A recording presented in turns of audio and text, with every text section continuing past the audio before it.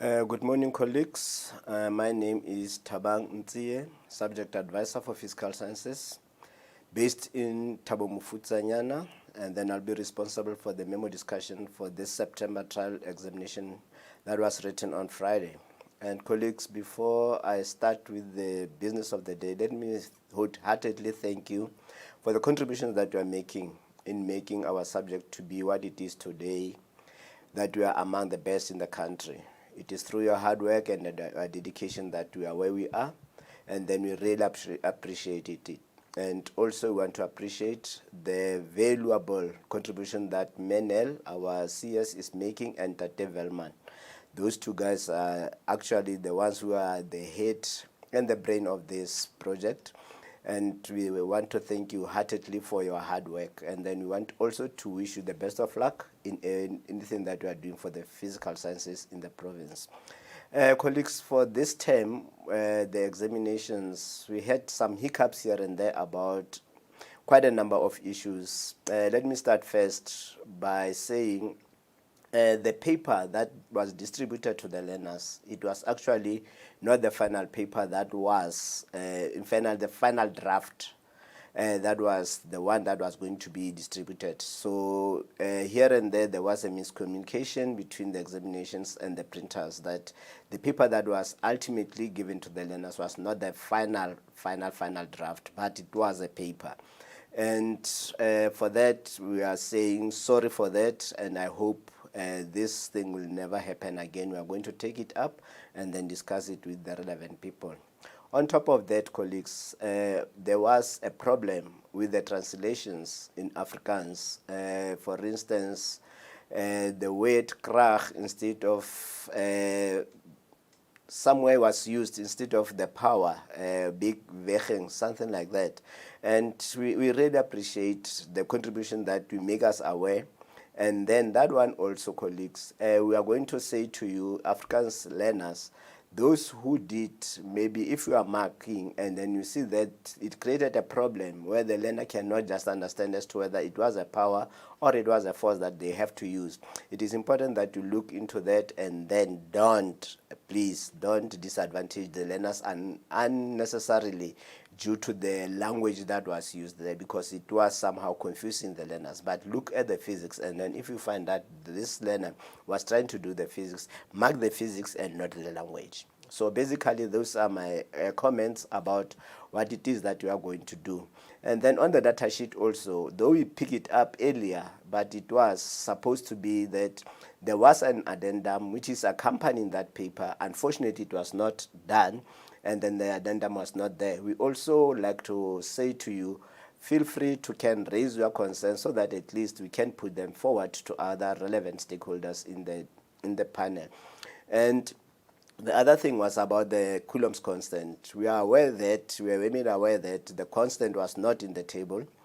And for that matter, we are going to treat it as if whatever the learner has put there as a constant, we are going to maybe mark it positively, because we are marking the skill and not what the learner needs to memorize. The constant learners cannot memorize. So if a learner make a mistake of writing 9 multiplied by 10 to the power minus 9 instead of 9 to the power 9, we are going to credit that learner, because it is not the learner's fault that he is doing that mistake.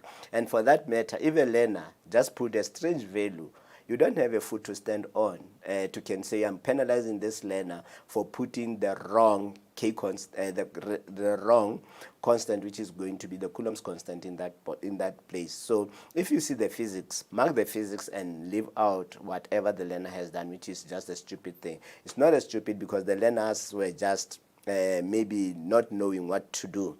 And then we want to thank all those teachers who maybe took it upon themselves to can also put that constant in the learners or to the invigilators, that they can put that constant in the correct place.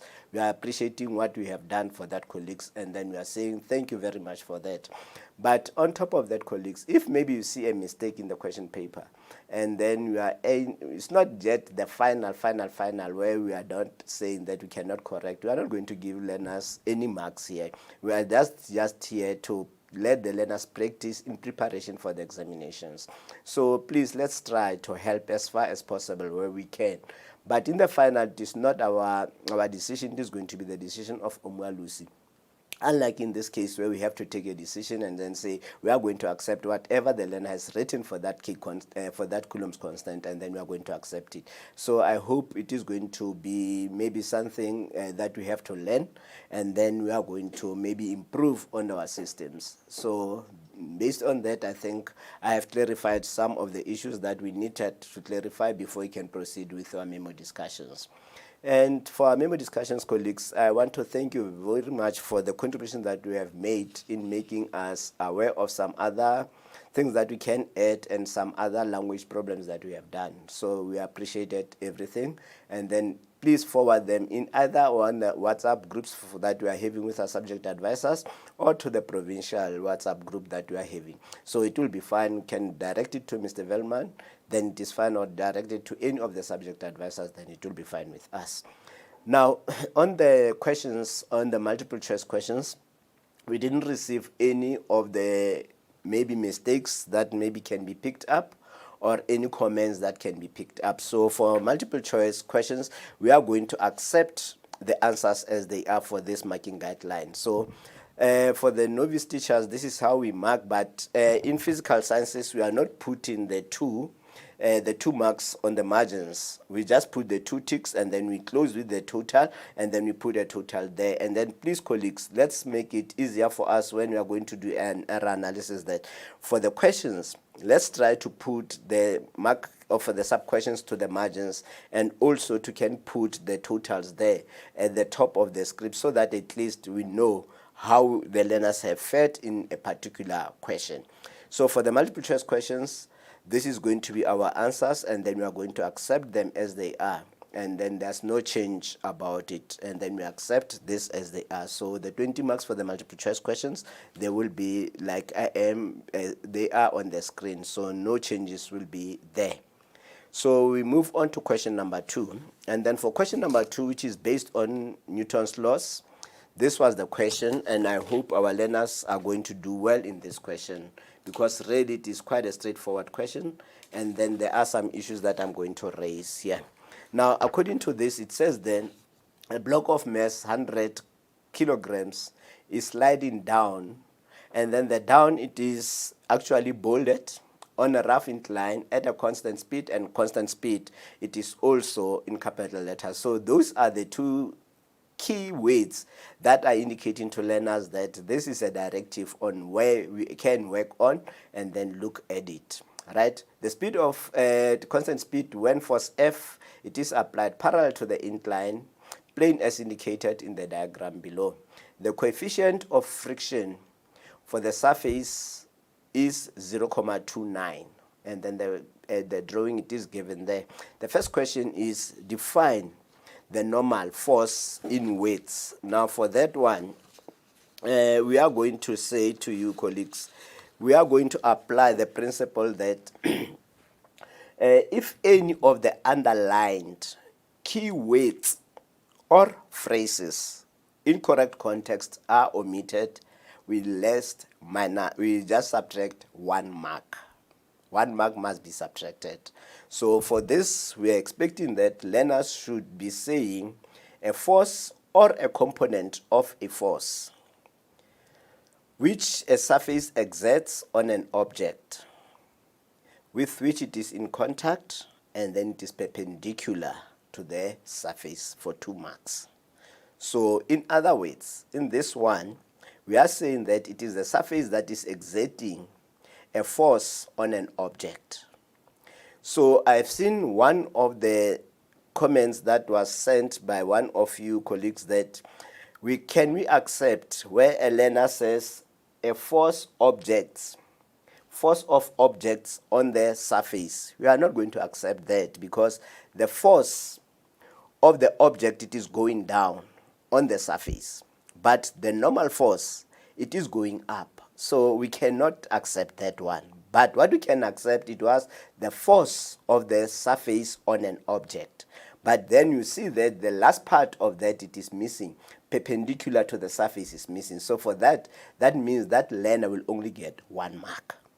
So that is how we are going to mark it, and then I hope it is quite clear to everybody. In case we have questions, then we'll direct the questions to us. Then we'll address that question. Question 2.2, draw a free body diagram for the block for 4 marks. Now for that one, what we are expecting that in marking this, I'll start first with the marking criteria. For the marking criteria, we are not going to mark for the length of the forces. We are only marking the direction and the label. That is basically what we are marking. So for the force applied, which is this force over here, we are going to mark it if a learner put it as an F, or force applied, or F as a subscript applied, or F a capital letter. We accept that.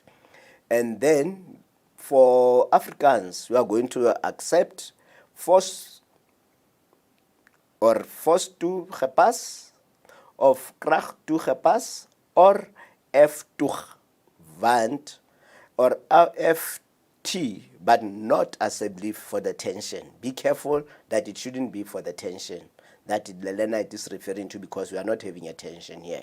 But because of that too, applied in that means we have to apply it also in the Afrikaans. As you can see, FA, it is there for applied. And then for FG, which is the weight, we accept the weight. We accept FW, we accept the weight, and then we accept gewicht in Afrikaans. And then for the normal, it is going to be normal SN, F normal, or normal force, and then FN, normal, and normal krach. And then for friction, we accept F small letter F, F small letter F, capital letter F, small letter F as subscript, FK, friction, frictional force, kinetic frictional force. And then in Afrikaans, we accept the labels FF, FK, and then wrijving.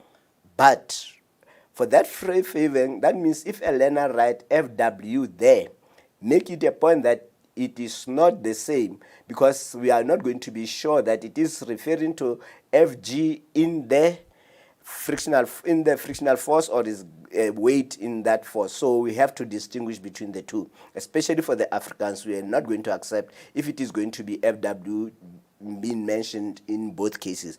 In one case, it must be no mark for the learners there. So the total for that question, then it is going to be 4 marks. Now, if you look at the notes are explicit that what is it that we have to mark. 1 mark it is awarded for the label and the arrow. Do not penalize for the length of the arrows, since the drawing is not drawn to scale. Now, if any additional forces, not only one, forces, can be 1 or more, then we give a maximum of 3 out of 4. We subtract 1 mark. And then if the forces or a force do not make contact with the body, also there we are giving a 3 out of 4. So we are subtracting once because it's a repeated mistake. And then if there are no labels, then it is going to be 0 out of 4. No mark for that one there. I hope it is clear to everybody. That is question number 2.2, how we are going to mark it. Now let's move on to question 2.3. For 2.3, the question was now, calculate the magnitude of the applied force. So for 5 marks, that magnitude of the applied force there, that is what we have to calculate. And then what is it that we have done?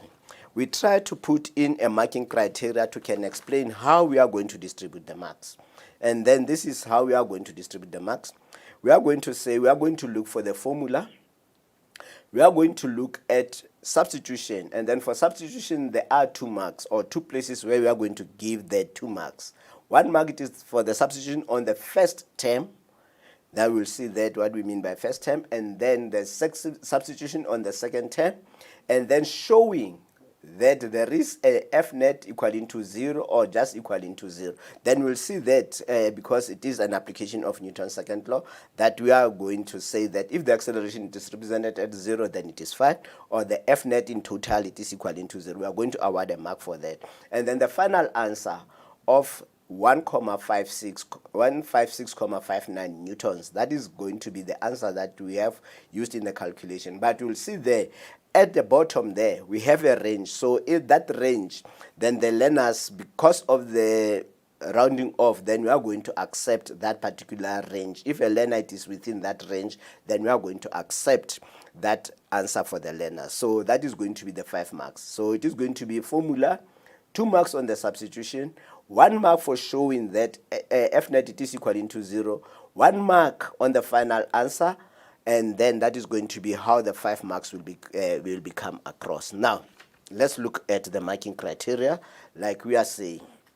Now, the first mark, it is going to be on the formula. So 1 mark for the formula, then it can be any of the formula. So F net equal into MA or F net equal into 0.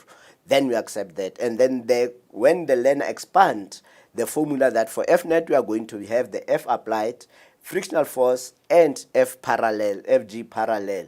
Then any of those expansion then can be 1 mark. So for anyone, it is going to be 1 mark. Now, the second mark, it is, remember, the mark it is on the first term of the substitution. So the F, there is no mark, it is not underlined. So for the learners to can substitute that 0.29, colleagues, on the question paper it is given as 0.29 and not 0.289. So we are going to accept that 0.9 there. Then that is what is going to give you that answer, that it is there as a final answer. So when we will do that, then for that part, that is the first term, then the learners for the correct substitution will get that 1 mark. So we're expecting 0.29 multiplied by 100 multiplied by 9.8 multiplied by cosine of 25 degrees. If that cosine it is wrong, then we cannot give that mark there. It's a wrong substitution. And then because it's a wrong substitution there, then it will automatically mean that answer it is going to be wrong. Unless if the learner there, he's using a sine, but it is now using the cosine of 65 there, then we can accept it. And then we go to that one there, which is going to be our second term. Now it is going to be 100 multiplied by 9.8 and then the sine of 25, because that sine of 25 it is the value that it is given. So the learner can use it or can use the cosine of 65 there. Then we are going to accept and then equaling to 0. So for that substitution, you could see that step, it is carrying 3 marks there. So, and then the final mark of the answer, it is going to be there. So that was the first option where downwards was taken as positive. Hence, the G here, it is going to be positive because we said down, it is going to be positive. Second option, the G, it is now negative. If G it is now negative, that means we are saying that for that particular object option, now anything that it is going to go down, then it is going to be a negative value. Now, in this case, we can see there that now this object, remember here, the downward was taken as positive. So the force and the friction were going up. So that means down, that component, it was the one that was going down, then it was positive. But in this case, now we are saying downwards, it is now negative. So the force that it is going down, it is only this component here that it is going down. And then these two are going up the slope, then it is going to be a positive there. So please take note of this sign conversion that it is going to be happening here. Now we'll see there that the F is now positive, and then that first magnitude there, it is going to be positive, and then this last one, because it is negative, then the negative is already put there because it is the direction of the whole of that one, and then 0 for that mark, and then the total, and then the answer of 5.6, or if it is within that range, then we are going to accept it, and then the final answer of it is going to give you a total of 5 marks. So this is basically how we are going to mark, and then I hope it is quite clear to everybody how we are going to mark this question. Now that second, in fact the last question, and question number 2, name the force that will form an action-reaction pair with the normal force. In this case, specifically in this case. Now what we are expecting was it is going to be a perpendicular force. Perpendicular is not. It is going to give us only the direction, but here we just wanted the name. So the name, it is going to be the force that the water tank exerts on the surface. So normally it is going up. Now the water tank, it is going to put a force downwards. So that's why this, it is in conjunction, it is also helping us in demonstrating why I didn't accept that in 2.1, when the learner says for the normal, then it is going to be the force that the object, force of object on the surface, because it is actually this part, and then it is not the normal. So they were answering this question here. So that's why I didn't accept that particular question or that particular way of putting that question there. So basically that is how we are going to mark question number 2, and then the total for that question, then it is going to be 12 marks. I hope it is okay with everybody. Let's move on to question number 3. Now for question number 3, it is based on vertical projectile motion. Now for that question, here it is what we have. And the position time graph below, not according to scale, represent the motion of a ball thrown vertically downwards with a speed of 3.28 meters per second from the edge of the roof, 35 meters high building. The ball hit the ground and then it is in contact with the ground for 0.1 seconds. The ball then bounces off to a maximum height x above the ground. The effects of air friction can be ignored, or ignore the effects of air friction. So this is the picture of what we have. Now the first question, it is explain the term projectile. Now to explain the term projectile, and then the mark, it is going to be like this, that it is an object upon which the only force acting is force of gravity, and then it is a 2 or a 0. Meaning that if a learner, in this case, there is no possibility of a 1 mark because it is 2 or a 0, it is written like that. So even though this, it is underlined, it means learners cannot miss any of those words there. Then it is going to be 0.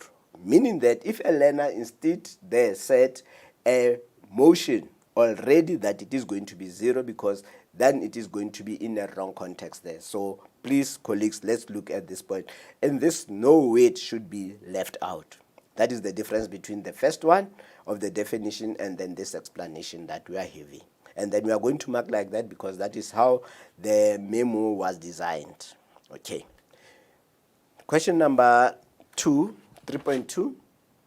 Calculate the speed of the ball at time t1. So we have to calculate the time when this object reached that point t1. So you remember initially it was given an initial speed of 3.28 as it is indicated there. So ultimately it goes through that and then it reaches that point there. So we have to calculate that one there. So given to that, we know that it was that initial velocity and then the height it is given.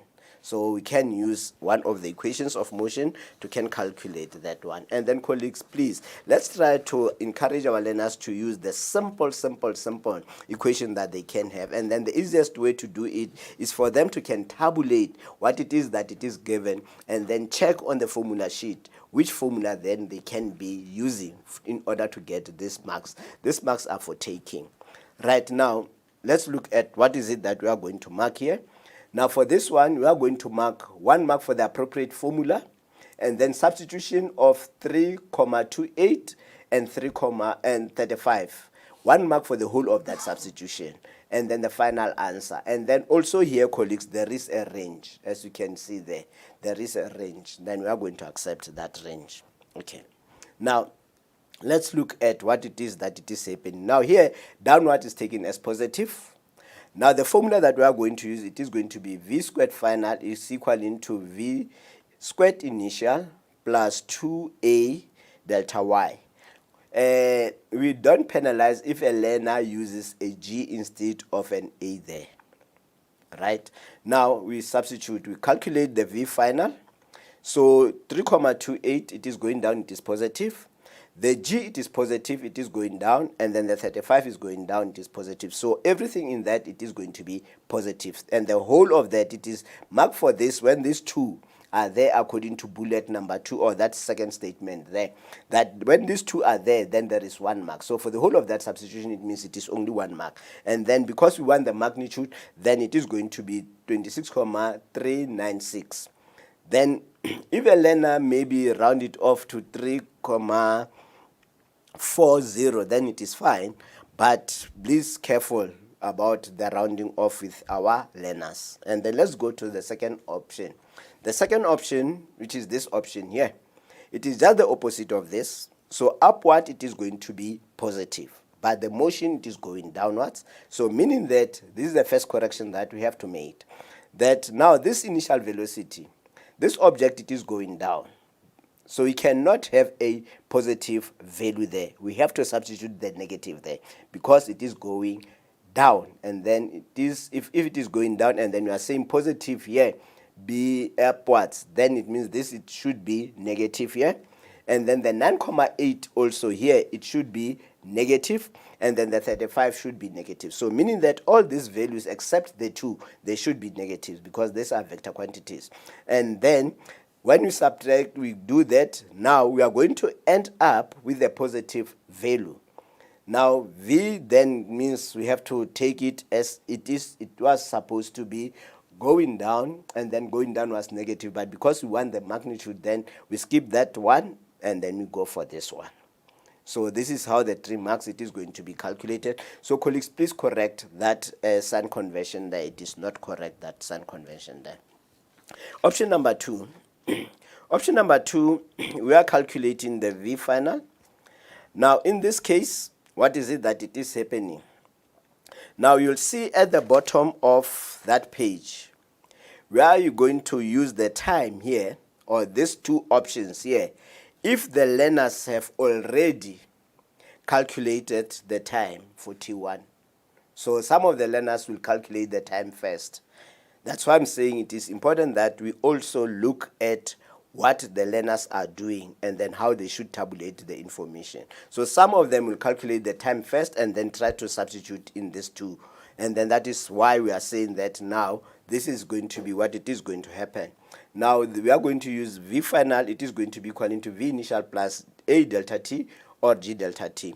Now initially it was moving at 3,28, it is fine, and then G is going down, and down is positive, it is going to be 9,8. And then this time of 2,359, it was what the learners has calculated. So they need to show the whole of that. Remember, it was that one, and then because we don't have here the 35, now then that time they need to get it correct.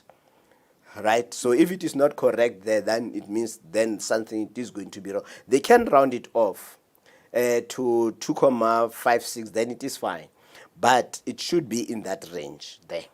And then the final answer of 26,398. Hence we come up with that conversion or that range at the top there. Some people were asking where is that range coming from. It is because of this rounding off that it is happening, especially in this option and the next option. And then for the negative part, you will see that we are talking only of the 3 options and then the negative of it. So basically it is 6 options, but we didn't name them 6 options. Right? That is how now things are happening. Now with this one, V final, it is still V final equaling to V initial plus A delta T. 1 mark for the formula. Now for up, it is now positive. Now but the object it is going down. So meaning that initial velocity then needs to be negative, and then your gravitational acceleration also needs to be negative, and then substitution of that time. All of that substitution, it is going to be 1, and then the final answer, it is going to be a value which is going to be this one, because it's just a magnitude. So we mark that value there as it is. No interpretation. And then option number 3, the learners can still use this formula, that delta y equaling to V final plus V initial over 2. And please, colleagues, check that this one here, it is positive and not negative like our learners are writing. And then that one, immediately they write that, then you have to penalize, unfortunately. And then 35, V final is what we want, and then V initial, it is 3.28 divided by 2, and then the time that they have calculated. The whole of that substitution, that's what that line means. The whole of that substitution, then it is going to be 1, and then the final answer. And then the opposite of it happens. Now we need a correction also here. The formula, it is correct, but that 35, because it is going down, and then we said down it is positive, now that 35 should be negative. And then this initial velocity here, the 3.28, it should be also be negative. and then the time cannot be negative. So these two corrections there we need to put in place, and then the final answer, and then the totality is going to be 3 marks. This is how we are going to mark that question there. I hope it is fine with everybody. That is 3.21. And then 3.22, what is it that we have to calculate? Now, the learner will have to calculate the time T1. And then it is important that if these learners for option number 2 and option number 1, they have seen this question, then they couldn't have answered that question the way they have answered it. Now, but the learners can start with any sub-question. Now, this is what it is going to happen, maybe. Right? Now, to do that, how do we are going to answer that question? We apply almost the same principle, that it is going to be formula, substitution, and then an answer. But it is going to be positive marking from 3.21. So because it's positive marking from 3.21, what is it that we are having? Whatever value that the learners have for final velocity, then we have to take it here to this particular calculation. Now, first one, V final equal to V initial plus A delta T. 1 mark for the formula. Now, the final velocity that they have calculated in 3.21, then it is going to be substituted there correctly so. And then the 2.8 is the initial, and then the G, and then the delta. Whole of that substitution is 1 mark, and then the final answer it is going to be 2.359 seconds. That it is going to be the time that was substituted in option number 2 and number 3, the previous sub-question. And then for this one, we need a correction also here, colleagues. V final equaling to V initial plus A delta T is fine. But now, this object, it is going downwards. So we said upwards should be positive. Now for the downwards, it is going to be a negative 26, and then the negative 3.28, because initially it is going down, and then it is still going down. Finally, it is still going down, no direction change. And then our G is going down. So everything there should be negative. So the negative 26.96, negative 3.28, and that negative 9.8 there. And then the final answer, it is going to be positive, and then we are fine. I hope it is clear how we are going to mark that question there. Option number 3. Option number 2, actually not 3. In option number 2, we are saying delta Y. We can use that one because we are having that displacement. Then we can use this one, and then we're having initial. So we can calculate the time. So here it is going to be delta Y equaling to V initial delta T plus half AT delta T squared. 1 mark for the formula. Then going down, it is positive. Now the 35 is going to be positive. The initial velocity is going to be positive delta T plus half, and then the G is going down positively, then it is going to be positive, and then delta T squared. Then the learners, they can calculate it and then get the answer of 2.359 seconds. But now we can see here in all the questions, it is still delta T. Now we encourage the learners to go for, say, it is T1, it is equal to that value. But we are not saying you should penalize the learners there. We are saying just that at least let's encourage our learners to write the things correctly, so that at least we know it is T1 in all the questions, that what is it that they have answered, not the change in time, but we want the time at that particular instant there. And then for option number 2, I hope it is fine. Option number 3, or the negative of it, it is still the same. With the negative of it, it is still delta Y. Now, upward it is positive. Now, 35 it is going down. Then it is going to be negative. The initial velocity it is going down. It is negative. G it is negative because it is going down. So ultimately, it is just the sign change between the two. So you'll see that it is how we have put it for the beginning of this memo, and then for the rest, then it is going to be the same.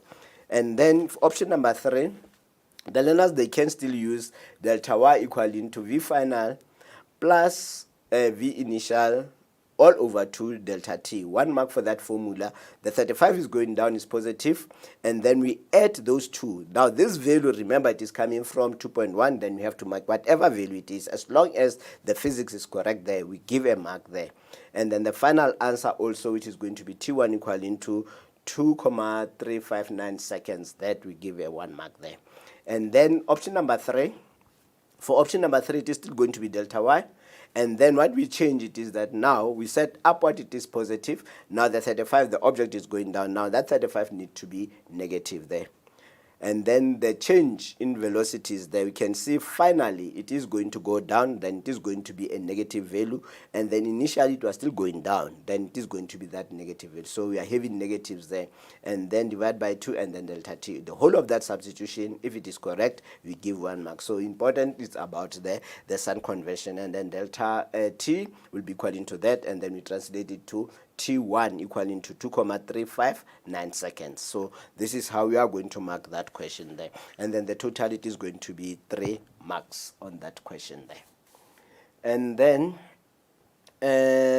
we go on to another question, which is going to be question 3.23. 2.23 for 7 marks. That is the question for 7 marks, and then it is a multi-step type of a question, though it is not very difficult, but because it's a multi-step, then it is going to go to a higher level. And then as we can see on the figure, that delta x to can calculate it there, it is just in between, so learners cannot just guess it, especially now that we are having these 2 unknown times here. So it was very difficult type of a question. It's an high order. It's not a difficult question, it's just a high order question. Now how are we going to approach this question?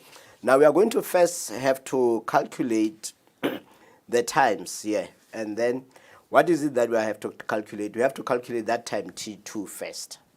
We have to calculate that time 2, and then after calculating that time 2, then we have to calculate the time that it takes for this object to reach that maximum height from this point on the ground to that maximum height there. So we are going to have these 2 times being very crucial for this type of calculation, and because of that they will be carrying some marks in order for us to can do that. So let's go through that and then calculate and see how we are going to calculate. Now the first, it is to calculate the T2, and then to calculate T2, remember T2, it is going to be actually equaling to the time that we had here for T1 and then the contact time.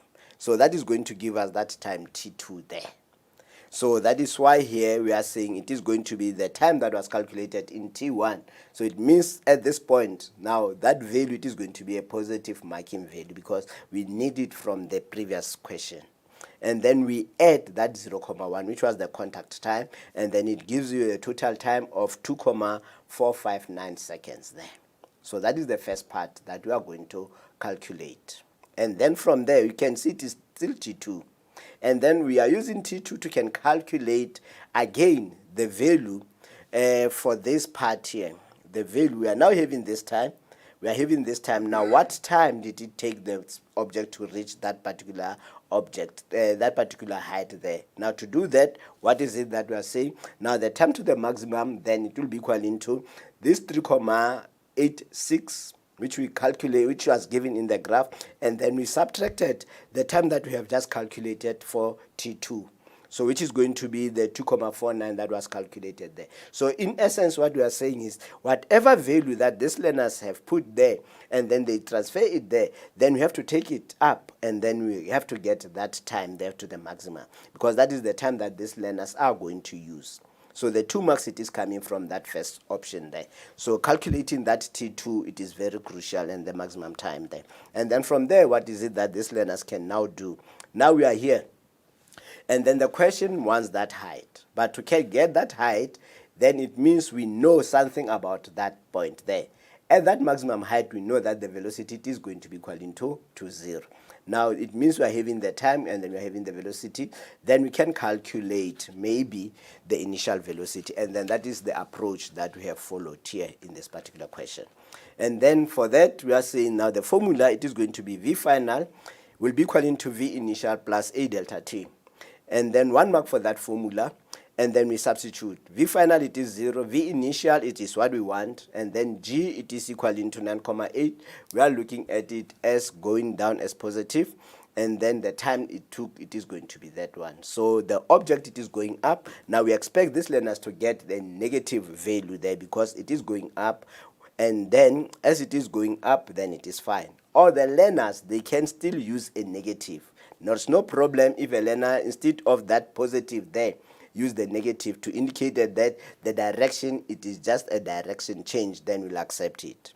Now, we have calculated this velocity here, meaning that this velocity initial, depending on the sign, it can either be positive or it can be negative. We'll accept it. Okay, and then from there, what is it that we do now? Now we are taking positive as going down as positive. Now I'm going to take it both cases, and positive and negative in one way, because it is almost the same as what we have done. Now from there, remember what we want that height, that maximum height. Now we can use this formula because we are now having V final, we are having V initial, and then we know the acceleration. So that means V final, it is going to be equal to 0, equal to the value that these learners have calculated there, and then they just transfer it there as 13.73, and then we square it, and then the G, it is down, it is positive. As you can see, it is going up here initially, and then the G, it is going down. So there is an importance there that these two signs, they must be opposite, and then that is why even in this side, then these two signs, they need to be in opposite. So, and then we calculate the delta H, and then we interpret the delta H. You can see there for delta H, there is no mark. The mark is on the line, on the height that the learners are interpreting it, because the question was calculating the height. So the height, it is going to be 9.65. Then the mark, it is on that interpretation there. The same happens with that one. The value, it was positive here, the value is negative, then they have interpreted it here. Even here, the value, it is still positive, but it is interpreted as height, and then the mark is on the height. So this is how we are going to mark it, and then I hope colleagues will please adhere to that. And then option number 2. With option number 2, what is it that it is happening? We can say now that we are having, we calculate delta y, and then delta y will be equal to V initial plus A delta T. I hope this was maybe an easier one than the first one, but it doesn't matter how you do it. And then delta y will be equal to initial velocity multiplied by the time that they have calculated. Remember that 0.41, that 1.4, it is the time that was calculated when we calculate the maximum time. And then half G delta T squared. So initially it is going up, but the G, it is going down. So the two signs are still opposite, and then for that whole substitution, it is 1 mark, and then you get the negative value, interpret it to be a positive value. The same thing happens here. Initially now it is going up, up is positive, and then the G, it is going to be negative. And then the values are just the same, it is just a matter of sign conversion here. And then the height, mark is on the height also here. So this calculation, it is carrying quite a number of marks, as you can see, that it is carrying 7 marks. So only this part, it is having about 3 marks. The top part, it is having 4 marks. And then the last part, or the last option on this question, it is where we can say that delta y, it is equal to V final plus V initial, all divided by 2, and then delta T. So I've changed this, it was initial and final, because final, it is actually the one that it is 0, and then initial, it is that one there, just for consistency. And then we have that one, and then we multiply by 2, getting the value of negative, and then we get the height to be that one there. The same thing happens here, it was initial and final. And then final, it is going to be equal to 0, and then the initial, now please change that sign there, colleagues, to be positive, because now up, it is going to be positive according to this. So that sign conversion needs to change at that particular point, be positive 13.73, and then the height here, it should be positive and not negative. And then the learners need to interpret it that the height is equal to 9.62. So this is how we are going to mark it, and then please, let's see if we can get it, and then we will see how far we will go. Okay, and then so also please note here that because of this interpretation of this negative here, that no mark if the height is reported as a negative. So that means the learners will lose this mark here. It is very important that we also need look into that one there. Okay. And then the next question, it is draw the velocity time graph for the ball from the moment it is thrown until it reaches the maximum height after the first bounce. Okay. So it just bounce once, and then indicate the following values: time t1, times T2 velocities of the ball at T1 and at T2 for the 3 marks. So that is how this was done. And then what is it that we are marking? We are going to mark the velocities when striking the ground and leaving the ground at T1 and T2. We are also going to look at the contact time that it is indicated, and then the lines are parallel. That is basically what we are going to look at. Now here, when you start, the values, initial velocity is 3.28. And then in this case, what is it that we are saying? We are taking downward as a positive. So it is that velocity at that point when it was first thrown, when hitting the ground at T1. And then that velocity there, that is the 2 velocity that we are referring to. And then the times, that is the time, remember, it was the time that was calculated of 2,36, and then we added the 0.1 to it. That was the time in contact. So the next graph must start at going up at 13. Now that one, because of the sign convention, should be at negative, and then it's starting at 2,46, and then it reaches that value on the ground of 3,86 there. At the maximum height, it is at that point where our velocity it is going to be 0. So even though here it is not indicated, I think here it should be 0 point here. There must be a 0 here. So this is how we are going to mark it. So you look at the values, these 2 values, in fact the 3 values basically, and then the times here, they should be all be there, and that these 2 lines are parallel. That is where the learners will get the 3 marks, and then you look into that criteria. Now for upward being positive, what is it that is happening? Now these values, they are starting at the negative value, and then they are increasing in the negative to 26, and then the time it is also increasing, that it is going to be 2,36, and then we add the 0.1, then it goes to 2,46, and then it started at that point because it is bouncing off that with a velocity of 13.6 and reach the ground, reach the maximum height, which velocity becomes 0. So that means this velocity is decreasing. So the 2 lines also, they need to be parallel, and then we mark it as it is. And then the total for this question, it is going to be 18 marks. Hope our learners will do well in this question also. Right, let's move on to question number 4, which is on momentum. For question number 4, which is on momentum, there will be some few things that maybe we are going to add on that question, but basically here it was a question.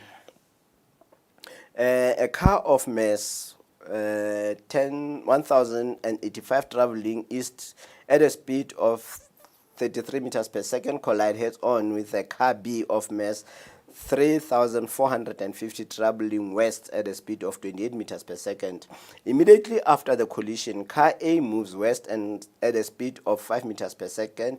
Ignore the effects of friction. And then importantly, colleagues, we are having that drawing, and then also on the drawing, we are given this compass here that the learners, they should use as a direction. When it is given, then they have to use it. But we are going to accept some few strange things like we usually do. Okay. Now the first question is, state Newton's law, second law of motion in terms of momentum. Here it is clear that it should be in terms of momentum in weights. So no formula. It is in weights, it's straightforward. So if it's a formula, then we have to penalize, unfortunately. Now, what is it that we are expecting in weights? It was to say that the resultant or the net force acting on an object is equal to the rate of change of momentum. And then, as you can see there, it is 2 or a 0. So meaning that if that weight rate, it is not there, it is not going to be marked correctly. Unfortunately, because everything it is underlined, and then they need it at that particular point. Okay, so it is in the direction of the net force, then it is not underlined, so we can ignore that part. But the one underlined, that is the very important part that should be in that definition. Okay, and then question number 2.1, question 4.2.1, calculate the velocity of car B after collision. Now, importantly about this, it is these two cars are moving in opposite direction. Now, it means if they are moving in opposite directions, it means now when you substitute the velocities, they must be in opposite directions. That is the essence of this question. And then from there, it is going to be the principle. Now the principle of conservation of momentum, of linear momentum, why? Is because we don't have any external force. So it is going to be like this, that the total momentum final, it is going to be equal to the total momentum initial, or the total momentum initial, it is going to be total momentum final. So in this case, they started with the initial in this substitution, and then final, it is going to be there. So there, we can change maybe initial and final. Or else they can just expand that the momentum, initial momentum of car 1, and then initial of car 2, or momentum of A or momentum of B. It doesn't matter how they did it there. Just give a mark if the learners show that they know what that they are doing. Some of the learners are not going to do that. They can give you that and then come to this. So you still give a mark because it is any of the two equations that are there. Now for the substitution, it is a mark. And then as you can see, moving east, it is going to be positive. Now it is going to be 1085 multiplied by 33, which is going to be positive, and then the 3450, it is going to be negative because it is going west. So the two are in opposite direction, and then it is equal to this. And then after collision, they told us that this car, and now it is moving westwards with 5 meters per second. So west, we took it to be negative, hence that 5, it is negative, but we don't know what happens to that other car. So we need to get that velocity of that car, and then the question was actually to calculate the velocity. And because velocity, it is a vector quantity, then the learners need to say it, that they got that one as an answer. Now the answer, they need to interpret that it is going to be 16.05 meters per second, 1 mark for that, and then 1 mark for the direction, which is going to be westwards because it is negative here. Now as you can see here, that's why we are saying we are somehow taking it, then we accept it as a forward. It's fine if it is written as forward. So 5 marks for the learners there. Option number 2, it is just for the motion to be east. Now it is negative. Now we follow the same principle. It is the same formula. We substitute. Now your east is now negative, and then your west, it is going to be positive. And then this car, after collision, it is moving westward, then it is going to be positive. And then the final answer, it's still positive, but we have to interpret it. That then it is going to be 16.05 meters per second.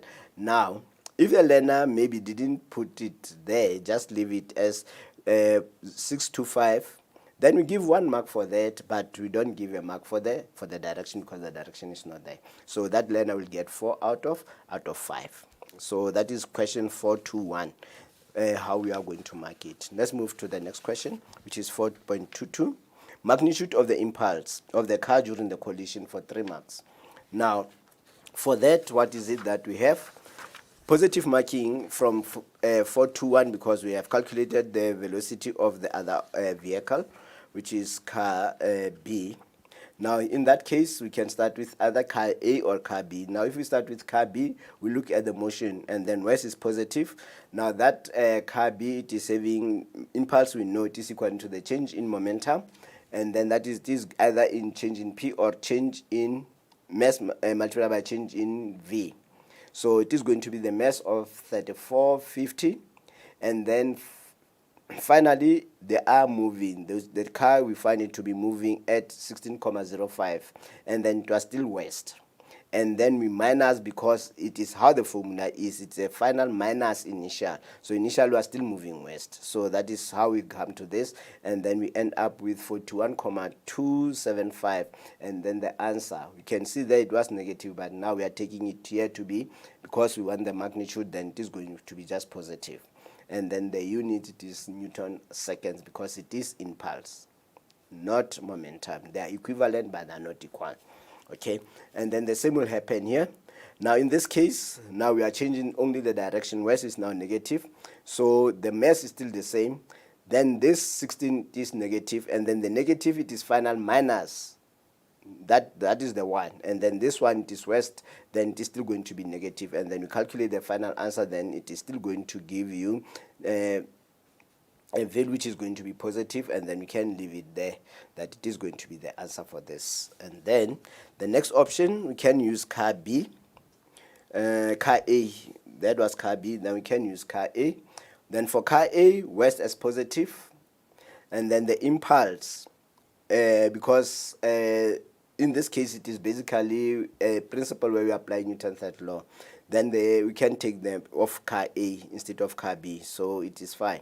So it is going to be the mass of it and then the change in velocity. So initially it was moving east, in fact it was moving west, it was positive, and then it changes the direction. As you can see, initially it was moving in the opposite direction, it was moving east, and then it ended up moving west, and then we are saying west is positive, so it is final minus initial. So the minus, it is there, but now changing the direction there makes it this to be negative, and then makes the whole thing to be positive, and then we end up with this value here. And then the same will happen with this one. In this one, the change, it is that mass there. Please change that mass to 1085. It should be the same mass as this one here. And then the sign changes also here. You can see that the 5 here, we are now saying anything that is going west should be negative. So after the collision, that car A moved westward, so it is negative. And then this one, it is the negative sign that was, and then initially it was moving east, then it was positive. Now we calculated that, and then we get that answer there. So we interpret that negative there. So the correction here, it is on the mass, and then the answer, it is how we get it there. And then question 4.31. 4.31 is airbag serves as a safety feature during collisions. Okay, use a relevant law of physics to explain the purpose of the airbag. Now, because of this, use a physics law to explain. We don't know which law. Physics has many laws, so it was important that the learners, immediately they see this, then they have to give us the law. Which one are they using? So that we know that it is going to be correct. Now, according to this is how we are going to mark. The law, it is going to be Newton's second law, and then there is 1 mark for that. So it can either be in that form or as a formula in this, because explanation can still be made in formula form. And then for that, airbags causes the increase in time, as you can see from this. And if the increase in time then will result with a lesser force, because the momentum, it is going to be, that change in momentum is constant, then the two are going to be inversely proportional, and then this is why it is going to happen. So then the force will be will be lesser. So that is how we are going to mark it for the 3 marks. So it is basically the law and then the interpretation of what is happening with the time and the force, because the airbag has an impact on increasing the time, and as such your net force, it is going to be lesser. And then the next question was, which driver sustained more injuries during the above collision? For 1 mark, choose either A or B, and then for that one, it is going to be car A, and then the total for that question, it is going to be 14 marks. Okay, let's move on to question number 5. Question number 5, colleagues, it is all about work energy and power. It is about work energy and power. And then the question was, a 70 kilogram crate starts from rest at point A, top of a slope, and slides down a slope inclined at 25 degrees to the horizontal. The distance from A to B is 135 meters. Okay, so it's quite a long. And then the total kinetic friction between the crate and the surface is 150 newtons. The first question is, define the term non-conservative force in weights. Now for this one, colleagues, we know why we are putting this. This is because our learners are still not there with this definition. So it is a force for which work done.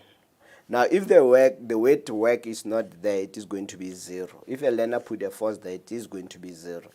In moving the object between 2 points, it is independent of the path. It is dependent on the path. So if a learner writes independent of the path, he is now changing the context. It's no more.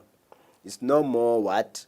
Is no more the non-conservative, but becomes now a conservative force. So those are some of the dicey things that you need to maybe tell your learners to look up for, because they change the context.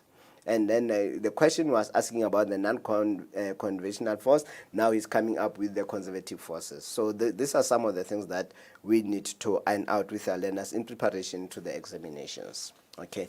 Question 5.2. Calculate the net work done on the crate as it slides down from point A to point B. Colleagues, when we address this question, my suggestion is, even if learners are not asked to draw a free body diagram, it is important that these learners, they need to have a free body diagram in this work energy and power questions, because they mess up with the directions here and they lose a lot of marks unnecessarily. So it is for 4 marks. Now, what is it that we know? If they could have drawn the free body diagram, then they would see that the two forces that are acting, it is actually friction and the component of the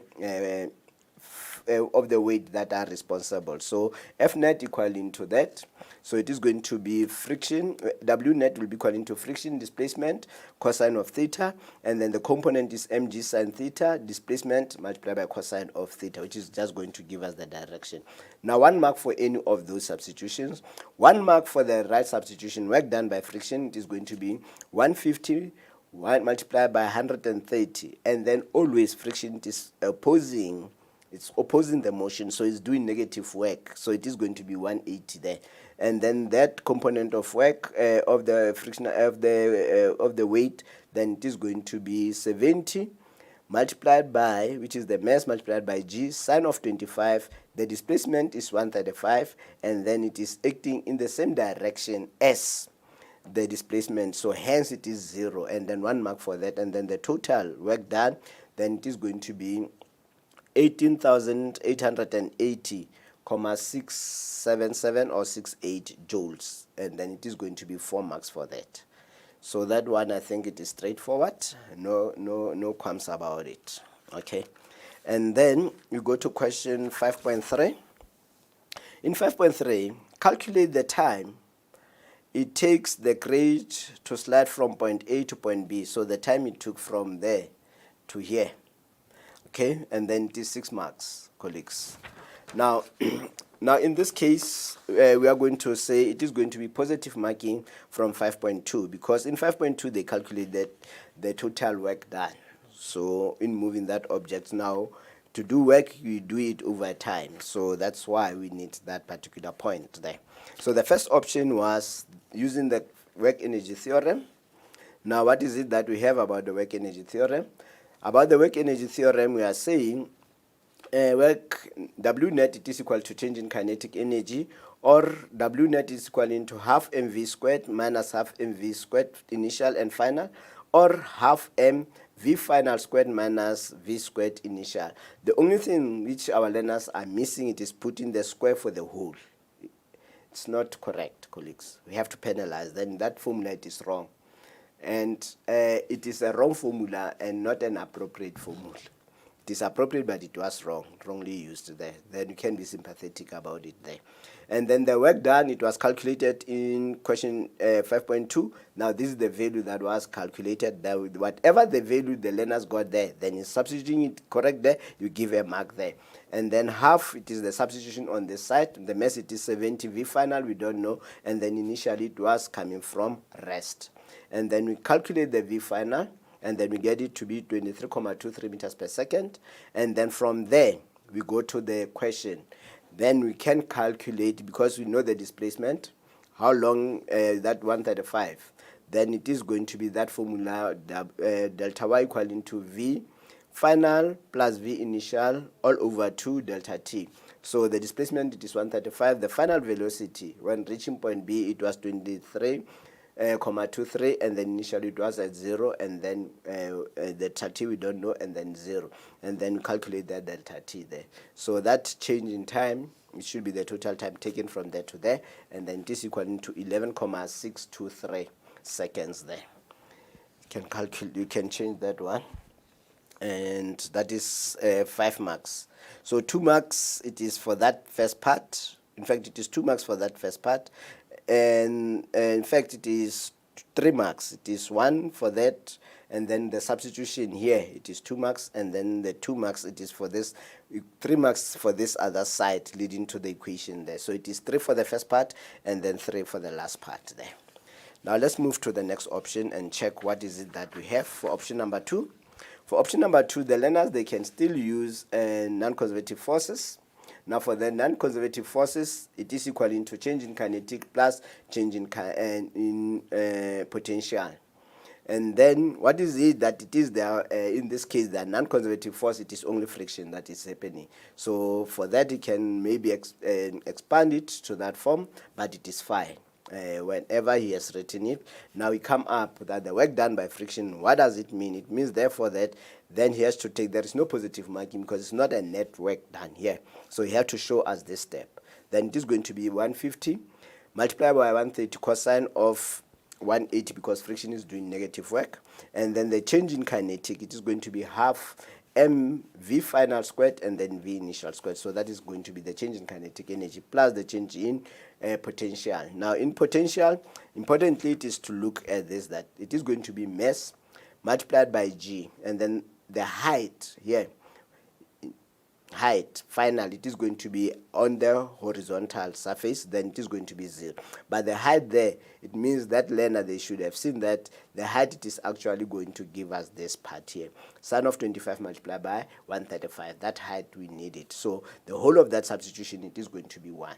So it is going to be 3 like in the previous one, and then the last part, it is going to be 3 marks again because it's delta y, and then equal into v initial plus v final all over 2 delta t. So final, it is 23.3, 0 divided by 2, 135. The whole of that substitution is also 1 mark, and then the final answer of 11,623.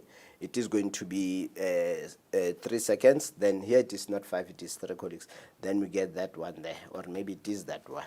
Then we check what it is that it is there. And then option number 3. Option number 3, it is still the same, that we are having W net. Although this one, it's dicey, but it's fine. That W net, it is going to be equal into F net. It is actually the same as the first one, because ultimately we look at that first option, and then it's almost the same as this one. And then the W net, it is calculated, remember, from option number 1, and then we calculate the F net. Now, then from there, what is it that it is going to happen? Then it is going to be the displacement cosine of theta, because it is going to accelerate, or it is going to go in the direction of this one, that's of the F net. That is why we are taking cosine of 0 there. And then from there, we calculated that F net there. After calculating the F net, we are having the mass. Now it means we can calculate the acceleration. So from the second law, it is F net equal into ma, and then there's F net that was calculated here, and then we divide it by 70 to get the acceleration of 2 meters per second. If it is 2 meters per second, it is fine, or if it is 1,999, it is fine. Yeah, it is just something that we need to clarify. And then from there, delta y will be equal into v initial delta t plus half a delta t squared. 1 mark for that formula leading to the final answer. Then we have these 3 marks. There we are having 3 marks, where we are having the formula, the substitutions, the 2 substitutions here. And then you can see here we are trying to put that part in, right? So ultimately, then we have this final answer here. That is going to be our option number 3. And then thanks, colleagues, that we bring in another dimension to this, which is going to be our option number 4, and then it is not in the memo, but we are going to give it to you. Now, if you are looking at this option number 4, it is the same almost, that we are having F net, it is equal into MA, all right? Now, to get all these forces here, it is only friction and that component of the weight that it is doing that. And then for any of this, it is equal into 1 mark. It is equal into MA, then the whole of that, it is equal into 1 mark. Now, from there, friction, it is in the opposite of this, so it is negative, and then this one, it is positive. Or else, the friction can be positive, and then this one be negative. And then the acceleration, it is 70 multiplied by A. So if I'm looking at this one, then it means it is going to be 1 mark for the substitution, in fact, for the formula, 1 mark for the whole of that substitution, and then another mark for the second substitution on this. So this first part, it is the 3 marks that it is in line with what we had before, right? And then from there, we go to this. We now have acceleration, but you don't have V final. Now the learners can calculate the V final here. Now the V final squared equal to V squared initial plus 2A delta X. So it is going to be your 0 squared plus your 2, which is coming there. Your acceleration, as we have calculated there, as either 2 or negative 2, depending on how the learners are using their signs there. Then it is going to go to positive, as I'm looking at this one, and then it is going to be positive 1,99, and then the distance, it is 135. And then they get the final velocity to be equal to 23,23 meters per second. And then from there, V final equaling to V initial plus A delta T. Now we give the marks here because it is in, we have to be consistent with the other options. That's why the 3 marks are distributed here. So meaning that here, there was no mark given here. Hope it is clear. And then if we agree, then we go to 23, it is that mark there, and then the 0 comes in because initially it was that, and then the acceleration is calculated, and then it is going to be 1 mark for that, and then 1 mark for this. Now the thing is, in this particular, in this question, there are quite a number of things that are going to happen. That then there will be some sort of translation from one to the next. So we are saying we are giving a positive marking within a question. So ultimately the final answer, because there is a mistake somewhere, if there is one, then the final answer, if it is not that, then we still have to penalize, because we are just carrying it over and over again. We cannot give a final mark, an answer, a correct answer, if there were mistakes in the substitutions there. I hope it is clear. Right. That is how we are going to mark 5.3. And then that was actually the last question, the last section on the question 5. Now let's move to question number 6.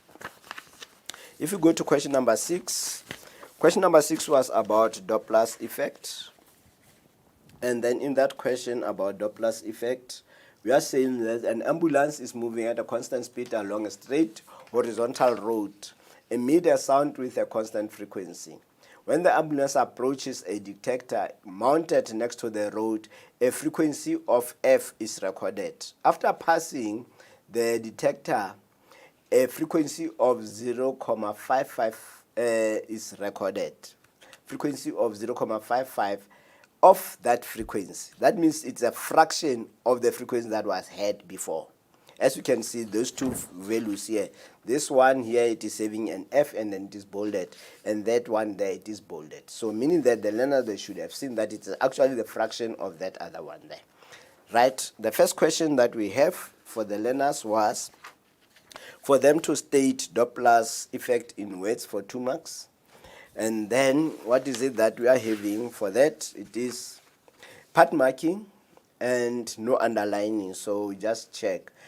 If apparent, it is in bracket, can be ignored. If a learner didn't write it, it is fine.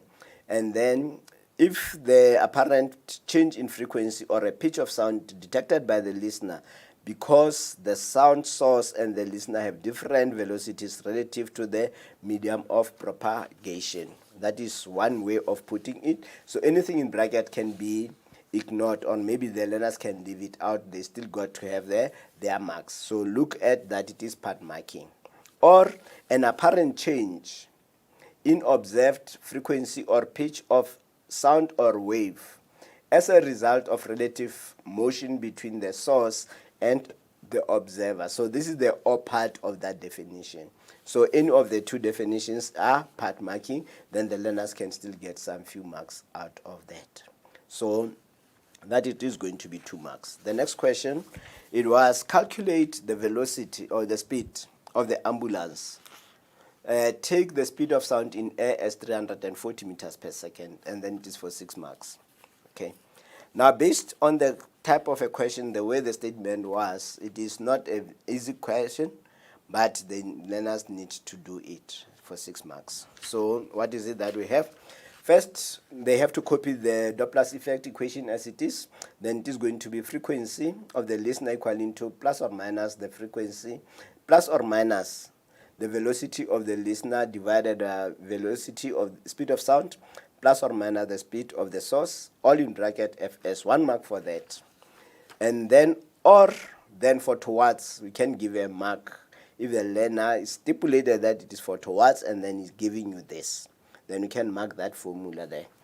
So that mark can move. And then substitution, the frequency that the listener, when it is moving to, detected by the listener, it is F. The speed of sound is 340, and then the speed of air is 340, and then the source is moving towards, then it is going to be minus Vs, and then we multiply by the frequency of the source there. That is going to be equation, because we are having two unknowns. That makes it to be equation number 1, because we can see that ultimately it is going to lead to simultaneous equations. And then when moving away, because of the two situations, now the formula is no mark here. If we mark 1, then the others we don't mark. So away it is going to be the frequency of the listener, and then it is going to be 0.55 frequency. Still have that F, and then the speed of sound, it is 240, and then 340 plus now the source. It is now the velocity of the source is now plus, and then the Fs. So that is going to be equation number 2. Now when you manipulate this, because we are not interested in the manipulation, that's why we are not going to write everything. We are just going to write maybe towards the end what happens. Now equating the two equations, we end up with this 153F, it is equal to 1.55 V and then F. Now the F's are going to cancel out, and then we'll be left with only the velocity, the speed of the source, and that will be equal to 98.71. So the final answer, it is the one that will be carrying some marks. So 1 mark for the answer, 1 mark for the equation, and then the 4 marks are coming from the substitution. So in the two substitutions, 2 for the first part and then 2 for the second part. So the 4 marks are actually on the substitution, and then that is how we are going to get the 6 marks. So that is the part that we have done, and then it is going to be 6. And then question number 3, state 2 application of the Doppler effect. Right, now the learners had a chance of saying in this one, we are using Doppler effect where we are using it in the Doppler flow meter, or we are using it in the blood flow meter. Blood flow meter, it is using Doppler effect. The Doppler flow meter, it is using that one. So it is 1. We are using it to measure the heartbeat of a fetus. That is another one. We are using it in radar guns. We are using it in sonars. You use it to determine whether the stars are receding or they are approaching the Earth. That is where we are using it. So any of the 2 marks. So we are using it for that, and then any of that, it is going to be 2 marks. Let's go to question number 7, which is going to be on electrostatics. Now, question number 7 on electrostatics, it was saying to us that X is a point 0.2 from a point charge Q1 carrying a charge of minus 3 multiplied by 10 to the power 5 coulombs. Now this is a diagram as it is. We are having charge, the distance is given, then that is going to be that X value there. It is there. And then from there it says to us, define the electric field at a point. Now to get that one, we are saying that electric field at a point, it is actually the electric field at a point is the electrostatic force. 1 mark for electrostatic force experienced per unit positive charge placed at that point. So placed at that point, it is in brackets, so it can be ignored. And then if maybe electric field it is defined, then we are going to give 1 out of 2. Where then I will be saying it is electric field, it's a region in space where charge will experience a force or electrostatic force, then it is going to be 1 mark there, because almost everything it is there, but it is not in the correct context there. It's correct because it is electric field in any way. Question number 2, draw the electric field pattern due to Q1 for 2 marks. Now the electric field pattern, it is a negative. All of them, it is only 1 charge. They are going towards the center of that, and then should be radial. Sorry, colleagues. It should be radial, and then it is towards, and then the lines are not crossing. So that is what we expect for 2 marks. Question number 3. Now another charge Q2 carrying a charge of positive 12 multiplied by 10 to the power 5 coulombs is placed at a distance 0.35 from charge Q1 as shown. So this is what we have now as shown, right? Now, what is it that we have? We are now having also here a compass indicating what is it that it is going to happen. And then it is at this point, colleagues, where maybe our problem started, but we are fine. Calculate the net electric field at point X due to the two charges. So one it is positive and one it is negative, colleagues. Now at that point X, please encourage your learners also to can draw the vector diagram for this, because electric field, it is a vector. So let them draw the vector diagram to this to can see as to whether are they adding or they are subtracting those are the two vectors because of the directions there. Now, how are we going to mark this one for the 6 marks? The first mark, it is on the formula. So we are looking at one charge because it is in 2. So the distance, it is that 0,2 because we are looking towards X. So we are looking at this one towards X and this one towards X. So they are in opposite direction. So that is why we are looking at separately. And then from there, what is it that it is going to happen? Now we substitute.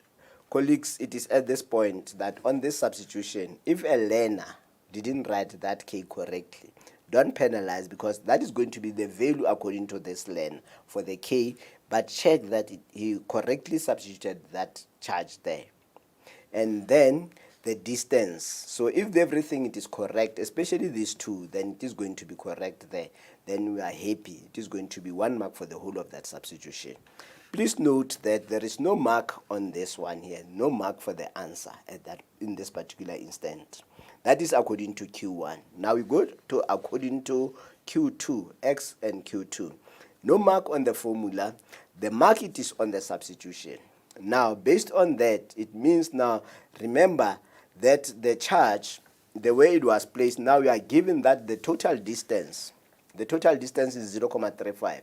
But from here up to there, it is only 1,5, meaning that the difference between the two is going to be this. Hence, we are having this distance of 0,15 here, and then we have to square it. So up to that, colleagues, then we are having this mark here. The K there, still, colleagues, whatever value that these learners have put there. But interesting is that this case, because it is the same thing, they must be the same. They must be the same, yeah. Be careful about that. And then the other thing, when we are dealing with the electrostatics, colleagues, we are talking of the magnitude. Encourage your learners to use only the values and not the signs, the positive and the negative, because there we are talking of the magnitudes. Okay, magnitude of the charges. So 1 mark for that substitution also. No mark on the answer. No mark on the answer there. So we are at 3 marks. And then from there, what is it that we are having?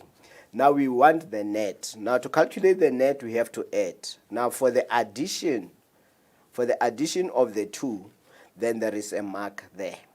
That is where the mark is. Let's make it 4 marks. So whatever the answer the learners has come up with, as long as they show that there is an addition, then we have to give a mark for that addition. And then 1 mark for the final answer, and then 1 mark for the direction there. So that's where the 6 marks it is coming from. So it is not 8 like the ticks were 8, it is only 6. And thanks for the colleagues who happened to see that and then make us aware of that one there.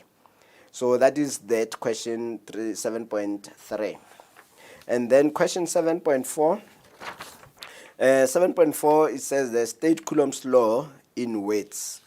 Now for that one, we are saying that the electrostatic force of attraction or repulsion between two charges is directly proportional to the magnitude of the product. Colleagues, I think it is us here because we are emphasizing that should be magnitude of the product of the charges, and it is proportional to the square of the distance between them, because it is point charges here. They are quite small.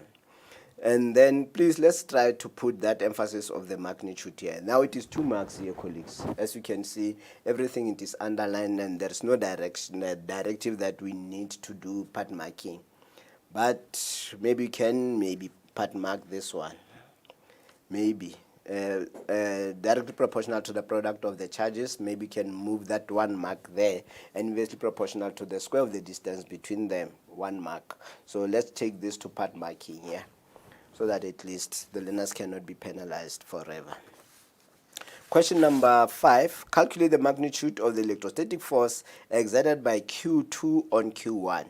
So for that one also, colleagues, we have to have, it is 3 marks. The formula, it is F equaling to KQ1 Q2 all over R squared. Now the same story for the K, whatever the value, the K they have there, as long as it is consistent with the whole of this question, then it is fine.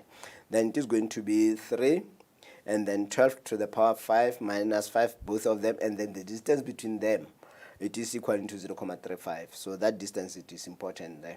And then the total amount of charge that they do, it is 264 newtons, 649 newtons. So it is 3 marks there. So that is what it is going to happen. And then we have that one. And then 7.6, charge Q is moved further west. Now, that's why we put this one. Now here was charge Q. Now it's moving further west. Now if it is moving further west, that means it is going towards the Q1. Now because of that, what is it that it is going to happen? Is this, now you choose, how will this change affect the net electrostatic at this new distance? Now is it going to increase, decrease, or remain the same? Now what is going to happen? It says it is going to increase, that it is going to be an increase, and then there was no reason. If the reason was given, then it was going to go to the formula and check that as the distance it is decreasing, then the electric field, it is going to increase in each of the two, right? And then because we are adding them, then it was going to increase. So the total for the question, it is going to be 16 marks. We move to question number 8, which is on electric circuits. Question number 8 on electric circuits. Let's look at it and then check what is it that we have for that question number 8. Question number 8 as a whole, I'll move it down a bit. It says there a battery has an EMF epsilon of 12 volts underlined, an internal resistance of 0.2. The resistance of the connecting wires are negligible as shown in the circuit. Okay, right. What is the meaning of the underlined weights? So the meaning of the underlined weights, that means a battery has EMF of 12 volts. Now what is it that what we are looking for was to say that a battery supplies 12 joules, that is 1 mark for the 12 joules of energy per coulomb of charge or per unit of charge. So that is part marking. So if a learner writes 12 joules of energy per coulomb of charge or per unit of charge, then it is fine. Sorry, 2 marks for that. And then when switch S is closed, the voltmeter reading decreases from 12 and the ammeter reading, it is 0.9 amperes. Now there it is, that 0.9 amperes there. It is not in any of the circuit, it is just connected across one of the resistors in series there, with that one of the resistors in parallel, but it is connected in series. And then importantly, it is to have a look at this in full, and then that is how we are going to approach. And then I'm thinking this question, it is a good question for teaching, especially when we deal with electric circuits. And then what is it that we are going to look at in calculating 6.3 total current in the circuit? We are going to use an appropriate formula, and then the appropriate formula, it is this one. V, it is equal into IR. So in whatever form that we are using Ohm's law, then it is going to be the one that is going to be applicable. And then calculating the current in the 15 ohm resistor, because we don't know it. We know only the one that it is in the 10 ohm resistor. So the current, it is for the two, combination of the two. That is the total current. And then from there, the final answer. And yeah, that is what we are going to do. Okay. So what is it that we have to do now? Here it is the answers as we are going to do them. Okay, so first it was the formula, which is Ohm's law.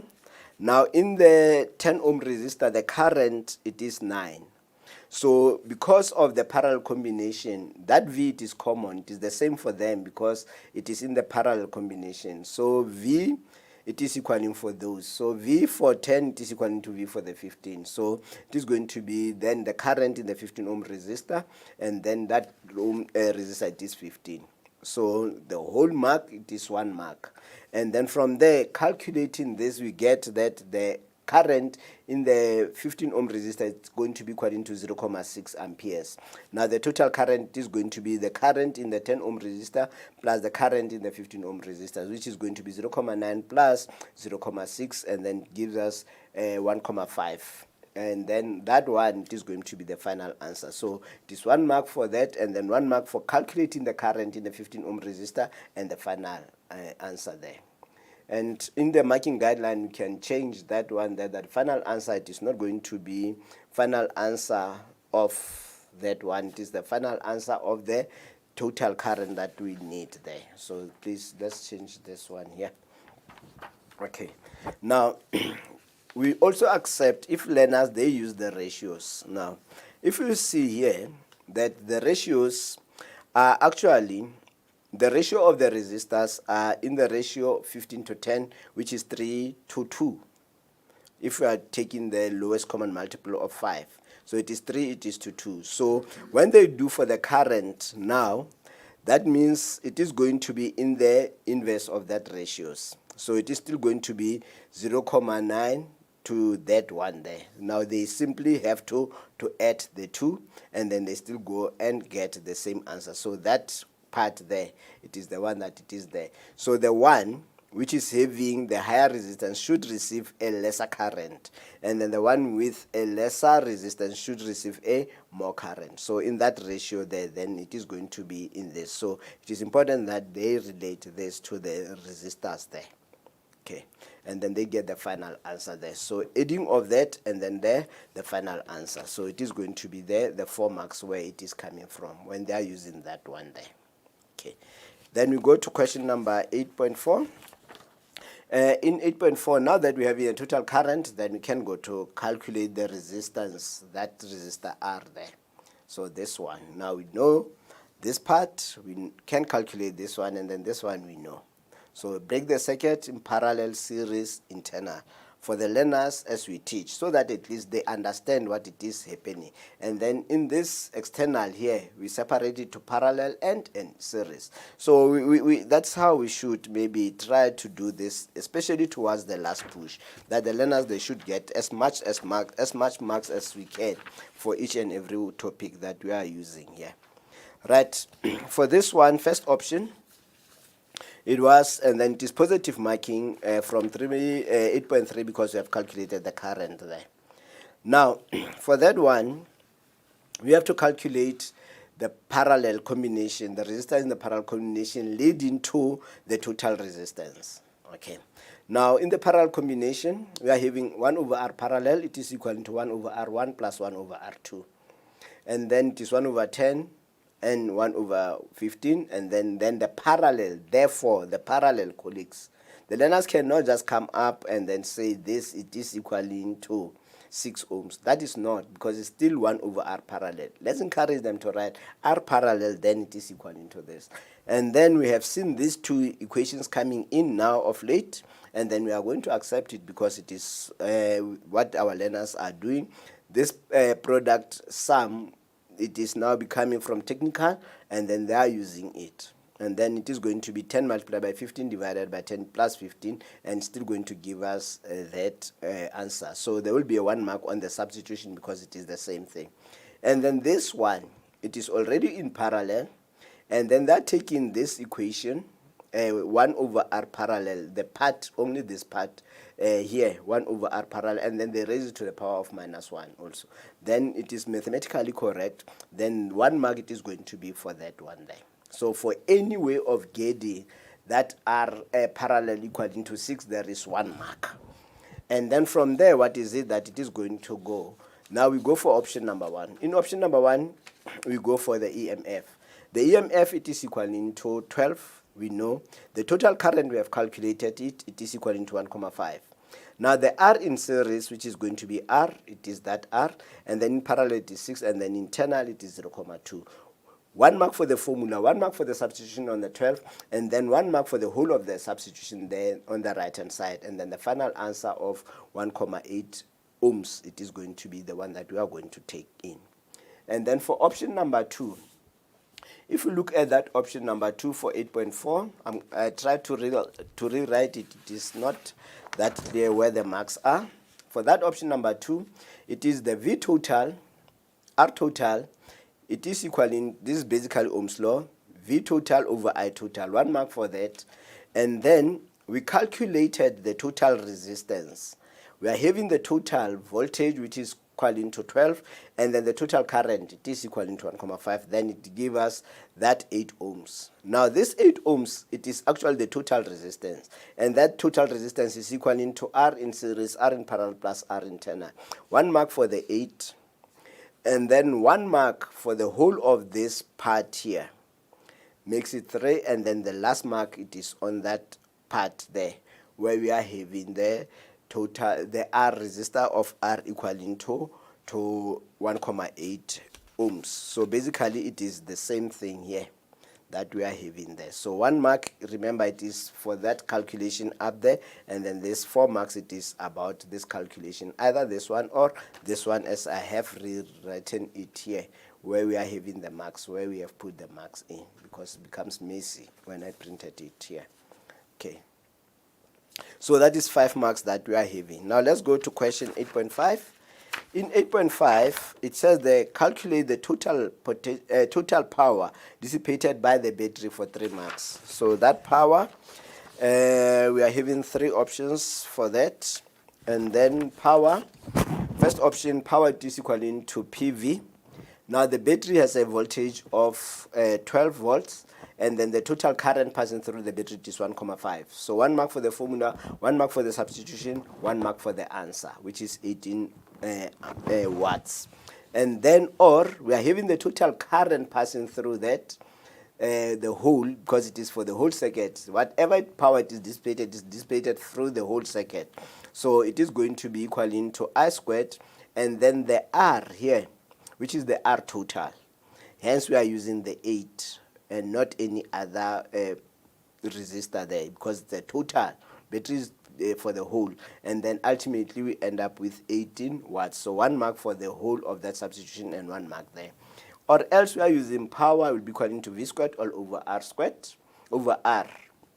So your potential difference, it is 12, and then your resistance is the total one of 8, and then we end up with 18 watts for 3 marks. So that is basically what we had. And then the last question, will the ammeter reading increase, decrease, or remain the same if the 15 ohm resistor is removed? Give a reason for your answer. Now if you remove this 15 ohms resistor here, now it means the whole thing becomes a series combination, and if it becomes a series combination, obviously, then the resistance, total resistance will increase, and then because the total resistance is increasing but the potential difference is the same EMF, then the current, it is going to decrease for 2 marks. Then the total for that question, it is going to be 18 marks. It is 18 marks. Okay. Let's move on to the next question. The next question, it is question number 9. Question number 9, it is on electrical motors and generators, or machines in general, as we put it. So in machines, okay, let's check what we have in machines. The diagram below represents a simplified electrical machine. The coil ABC rotates at 20 cycles per second. The direction of the current in the coil is from A to B. It is from A to B. Right, now the first question about this, it is, what type of electrical machine is represented by the above diagram? So the answer for that one, it is going to be an AC generator. It is important that the learners should specify that it is an AC, because we also have a DC generator, but in this case it is an AC generator. 1 mark for that. And then number 2, name the principle on which this machine operates, for 1 mark. Then this machine is also operating at electromagnetic induction. This electromagnetic induction, that is the principle in which it is operating. 9.13, in which direction will the coil rotates? Now they have to apply Fleming's right-hand rule. And for that, we see that it is going to go anti-clockwise. And colleagues, I've seen something, for those who also were part, as we learn from others, that there was this thing that was put to us, rules my life, in order to help this. And remember, this it is applicable when we are applying Fleming's rules, that if we are having a generator, then we have to apply the right-hand rule. And then if we are applying a motor, then we have to apply the left-hand rule. So this also, it can be one of the things that it is going to be quite thing for the learners that they can use. Okay, and then motors, we are using the left. So it is one of the things that we learn from others. As this memo discussion, it is all about also learning from others. We are also learning from you as we present these topics to us. Thank you very much for that also. And then let's go to the next one. And then because we are applying that Fleming's left-hand rule, then it means that particular motor or generator, it is going to, or the coil, it is going to go anti-clockwise. Okay. Question 9.4, how long does it take for the coil to complete 1 rotation? Now we are given here 20 cycles, which is 20 rotations per second. Now we go back to grade 10 and just to refresh. And this formula, it is still in the formula sheet, then they have to do it. Now the period, it is equal to 1 over the frequency. So it is 1, and then the cycles, they are 20. So the time, then it is going to be 1 second in 20. So the other thing, colleagues, about this formula, it is not about the reciprocal of that. It is just saying to us, it is in 1 second, there are 20 cycles. That is basically what this formula is saying. It's not necessarily the reciprocal. It's not. It is just amount that are indicated, and then this is going to give us 0.05 seconds, and then it is 3 marks for that one, colleagues. And then 9.15, state one way in which this machine, colleagues, this machine, not any other, this one, can produce a lower output voltage without changing its construction. Now, the only way in which you can do that, it is because you cannot take out the magnets, you cannot do anything. What should you do? You just simply reduce the rotation speeds to less than 20, because we are given there. It is just rotated to less than 20. So for 1 mark, it is going to be that one there. Now we move to the next question. And the next question is 9.2. An electric device is rated 220 volts, 1850 watts. That is the rating that it is there. And then 9.21, define the term RMS voltage. Now, what is it that we are having for that RMS voltage? Now, the answer that we are expecting, it was to say that the RMS AC is the DC potential difference, which dissipates the same amount of energy as an AC for 2 marks. That is all that we expect of the learners. And then it is in the terms and definition, it is there in the examination guidelines for the learners. It is there. Okay. Calculate the RMS current passing through the appliance when it is operating for 3. Now, basically, what is it that it is telling us? It is simply telling us, go back to the rating and look at what is it that we are having, and then calculate the things from there. Now, first option, because we are given the power, then we can use the power. Okay? But we are given the power and the resistance. So the first option, I think, should have been this one and not this one. But it is fine. No, I skip the question. Okay, no, it's fine. I skip this question here. The current passing through the appliances when it is operating. Okay. So for the current, it is going to be this one. We are giving the power and then the voltage. Then we can get that RMS voltage. So it is going to be the 18.5 and then the 220, and then we get that current there. So that current of 8,41, it is the RMS voltage. So whatever this, now we are going to use in other way, the current, it is applicable. Now, if you go to move to the next question, it is the resistance of the device. Now, the resistance of the device, if we are having these two, we can use any, because we can use any of the Ohm's law equations, because we are now having all of them. We are having power, we are having current, and then we are having the potential difference. So we can use any of these ones. But importantly, is for the learners to have the subscripts when dealing with this. If the subscripts are not there, now we are not so sure as to whether which values are they referring to. And I think we have seen throughout the years that if these subscripts are not there, we penalize them sometimes. So it is important that we encourage them to can put these resistors, the resistances here. So let's look at this. Now let's start with the first option. The power it is given, now we want R. So it is going to be P average equal to I squared RMS and then R. So it is 1850. The current that we have just calculated there, if we substituted it, to square it, and then we get the resistance as 26.16. 1 mark for the formula, 1 mark for the whole of that substitution, and then 1 mark for the answer. We go to number 2. With number 2, we apply Ohm's law in terms of the RMS value. So it's still going to be V over R. V over I, but should be RMS values. Now 1 mark for that formula there. It is where the 1 mark is. And then the potential difference, it is 220 divided by the current that we have calculated here. 1 mark for that one there, and then 1 mark for the answer. That's where the marks are. It is the same as in this one here. And then this one, it is still going to be P average equal to V RMS squared all over R.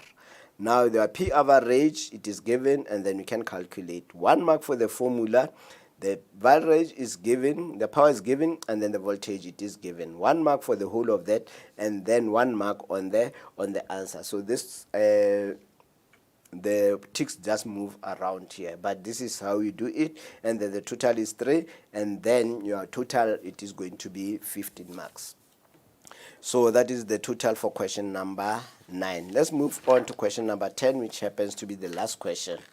In question number 10, it is all about photoelectric effect. And then what is it that it is saying? In an experiment is conducted to investigate the relationship between frequency of the incident light on the metal cathode and a maximum kinetic energy emitted. So why am I underlining this, colleagues? I think when we teach, we should encourage our learners also to underline these things. And then from there, if a graph is given, it is becoming easier for them to can relate what are all these variables, where are they, and then they are going to give them the answers. That's why I was doing this for you, just to indicate to you what it is that is happening. Okay? Emitted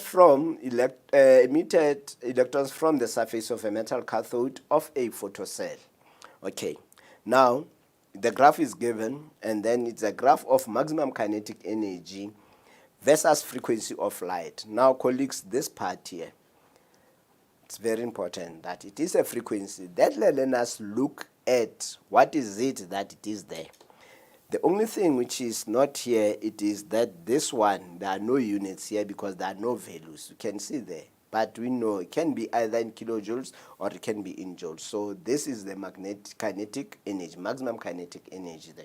So it is given, but here it is very important that we have this. Now, for this, what is it that we have to do? For this investigation, write down the controlled variable.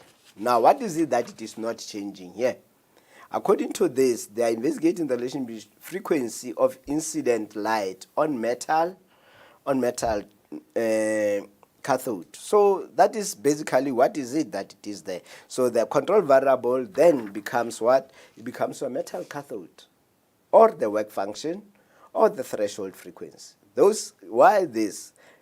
The metal cathode, each one of them has a specific work function. So it is going to affect the frequency. That's why we are changing the frequency. And ultimately we are having all this because they are all related to the work function, and the work function is related to that. So that's why we are having all this range of answers for the learners, that they could get at least a 1 mark there. Right, that is the first part. The second part, the dependent variable. The dependent variable, always, it is on which part of the graph? It is always on the y-axis, because these ones are changing, they're independent. We are just changing them. So it is important that we talk to these parts here when we teach. So the independent variable, then it is going to be the maximum kinetic energy, or just the kinetic energy. Then we'll accept that for 1 mark there. And then number 10.2, name the phenomenon on which this experiment it is based. Now the phenomenon for which this one it is based is straightforward. It is only photoelectric effect for 1 mark. It is photoelectric effect. Okay. And then 10.3, define the term work function in weights. Now it is 2 marks. So what we expect of our learners is to say that it is the minimum energy. Immediately put a minimum frequency, then it is wrong context, then no marks. Minimum energy that an electron in a metal needed to be emitted from the surface. Okay, so that is basically what it is needed for this. So it is part marking, so they can get at least 1, but it should be in the correct context. If it is not energy there, then the context becomes wrong. Then you cannot give the mark there. It is becoming wrong. And then 4.1. Calculate the value of x as shown on the graph. Now that value there, colleagues, that value on the graph, we have just asked the learners that what is this part? This part, it is photoelectric effect. Now what is it that we are saying? We are saying to them, now if it is photoelectric effect, now we need photons. So it is going to be HF will be equal to W naught plus K, and then that K, colleagues, it's max according to the table. Now what is it that they see across here? They could see that this F here, that is the frequency along this line here, because this it is all about this is all about this, that we are looking at this X, and along this X here, this line here, the frequency across here, it is equal to 0. If the frequency becomes to 0, what does it tell us? It tells us that this value becomes 0, and then what is it that it is happening? Now we are having W naught plus K max. They are there. Taking one to other side, now your K max, it is going to be equal to minus the W naught. Now we are having this minus value, and then here it is a minus already. Now the learners, they should have seen that because of that minus there, now that means this one, it is going to be your W naught, and then it is going to be your work function. So that is why then that value of that work function, we need to calculate it. But in some instances, remember that we are asking them what it is, that value. So we have to go and talk to this. Please, I'm asking you to talk to this. Now, what is going to be that work function? Now, the work function, I just put this in because I wanted to explain it at that particular point, but it's not a question. The question was to calculate the work function. Now, for the work function, then it is going to be equal to the Planck's constant, and then the frequency, this one. How do you get that frequency? It is this frequency, because now at this point here, it is when your kinetic energy will start to show that the electrons are moving up. That's why we are taking this value.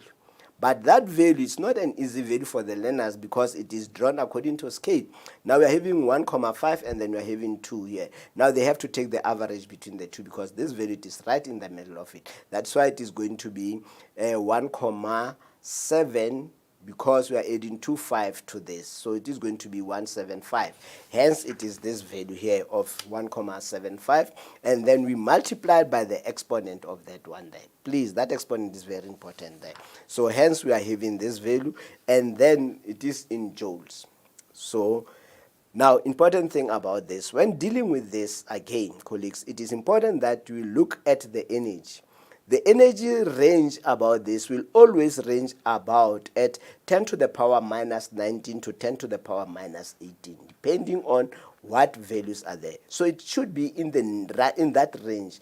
10 to the power minus 18, 10 to the power minus 19. It is very important that we talk to this also with our learners, so that at least we try to get rid of these misconceptions that our learners are having, and also missing on the easy marks that they can get. Okay, right, let's move to the next question. The next question is the frequency of the incident light that will emit the electrons from the surface with the maximum speed of this. So meaning that we have to go to that, and now we get this frequency that will emit the electrons from the metal surface. And then to do that, we simply have to apply what? The equation of the photon. So the photon, it is going to be total energy of the photon, work function, and then Kmax. And then you can see there that Kmax, the max there is very important, colleagues. The learners cannot just ignore it because it is in the formula sheet. Now it is either that one, and then we try to change this to E, it is equal to HF, and then your work function is equal to WF naught, and then that kinetic energy, it is going to be half mass of the electrons, because we are talking of the electrons, and then V max. Okay, should have max here, not AMX, should have been AX, maximum velocity that will be coming out now. Now we substitute 1 mark for the whole of this substitution here. That is this part here. That's concerned by that. And then this one, it is coming from the previous. And then 1 mark, as you can see, there is a mark there. It is for the part there.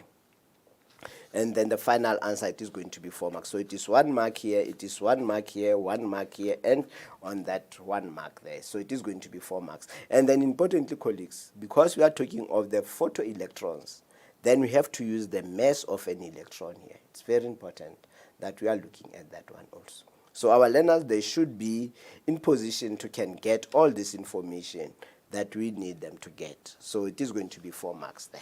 I think it is fine. And then now the last question. The intensity of the light is now increased. State how this change affects the current of the photocell. Choose from increase, decrease, or remain the same. Explain your answer. Colleagues, in this we know it is going to be a negative marking. Let's encourage our learners to first explain and then draw a conclusion, because you can come up to increase, decrease, or remain the same. It is a conclusion. Now, if they concluded wrong, then it is something. But if they choose something before they can get the reasons, then it is going to be another story. Even though we are going to mark it the same, but chances of getting this more correct are more than starting with the conclusion first without reason. They have to first reason and come up with a conclusion. But in writing, they start first with this, and then I don't know why. But we have to come up with something about that question also. Okay, what is it that it is going to happen? We are saying that the number of photons per unit time increases when the intensity increases. Therefore, the number of photoelectrons per unit time increases. And then based on this equation, as these are increasing, they are directly proportional because of the time. Therefore, then the current, it is going to increase. So the current, it is going to increase because the number of photons are increasing, and then the intensity, due to the intensity and the number of photoelectrons, it is going to increase. So that is how the 3 marks, it is coming about. And then the total for the question, it is all about 15 marks. And then the grand total, it is 150. And then, colleagues, I want to thank you very much for the time that we spent together. Maybe it was profitable, and then sorry for the mishaps that happens during the writing. And then as a teacher, also use your discretion to can check if ever these mistakes that were in the paper, did they have an adverse maybe negativity to the learners in answering the question? And then in such cases, please use your experience and consult with us so that we don't penalize the learners unnecessarily so. And I want to wish you the best of luck with your marking and also with the camps. For those who will be holding camps, may God bless you and have a blessed day and days ahead. And best of luck for your learners also in the forthcoming final examination that they will be writing. Thank you very much, colleagues.